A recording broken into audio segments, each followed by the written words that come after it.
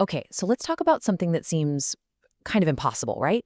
How can one of the most technologically advanced, consumer-focused places on Earth also be the place that's leading a quiet revolution against buying stuff? You know that feeling. It's like a constant hum in the back of your mind. That little buzz from your phone, the add to cart button practically begging you to click it. It's the soundtrack of our lives. But what if you could just turn it off? And this is where it gets wild. The country that gave us the Walkman and the PlayStation is now pioneering the art of, well, buying nothing. It's this incredible shift from chasing full wallets to finding full lives. And believe me, it's a story you're going to want to hear. So you gotta ask, how on earth did this happen? Well, it didn't just appear out of thin air. No, this new way of thinking was basically forged in the fire of a massive economic upheaval. Let's dive into the history a little bit.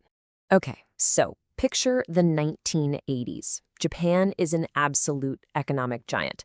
Buying things wasn't just fun, it was practically seen as a patriotic duty.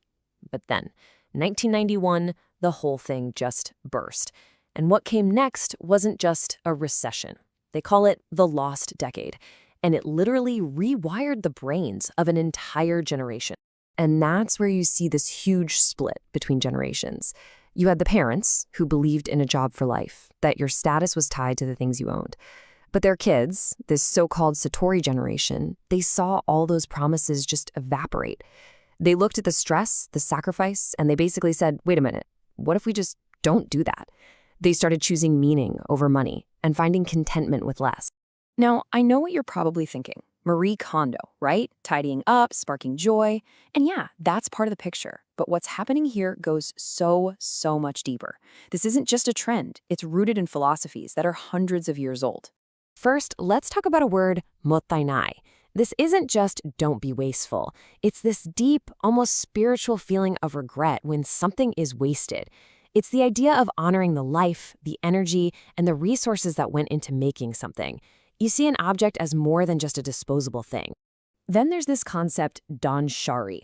Think of it like a three-part action plan. First, you refuse to bring in new stuff you don't need.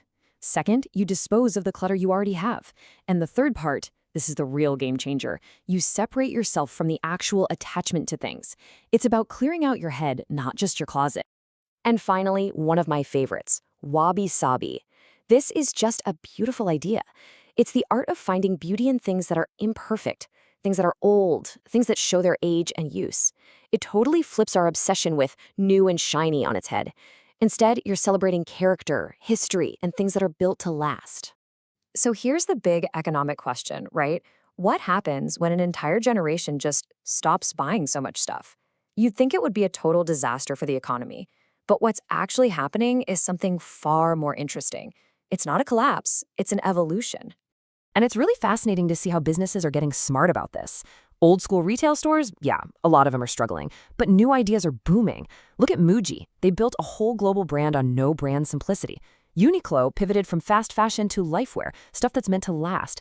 And now you're seeing rental services, tool libraries, repair cafes. It's all about using things, not just owning them. But honestly, this next part is the most mind-blowing piece of the whole puzzle. Get this. Even though this generation is spending less and, in many cases, earning less, their reported life satisfaction is actually higher than their parents' was at the same age. Let that sink in for a second. Less stuff is literally leading to more happiness. Wow. And here's the thing. This isn't just happening in Japan, that quiet whisper of, I have enough. Well, you can start to hear it echoing all over the world. I mean, look at South Korea. You've got the NPO generation just opting out of the traditional life script. In China, there's the lying flat movement, rejecting that nonstop hustle culture. You've got degrowth advocates in Europe. Young people everywhere are looking at the old definition of success and saying, you know what, I'm good. And they're all coming to the same conclusion on their own. And don't think for a second this is some small fringe idea. The Buy Nothing Project alone has more than 7 million members around the world. 7 million people, all sharing things with their neighbors instead of buying them new. The scale here is just massive. But there's something that makes the Japanese approach feel different, unique. You know, sometimes in the West, minimalism can feel like another trend, another way to have the perfect-looking Instagram feed. But in Japan, it's rooted in this idea of shizen, a deep cultural foundation of living in harmony with what is, instead of always striving for what could be.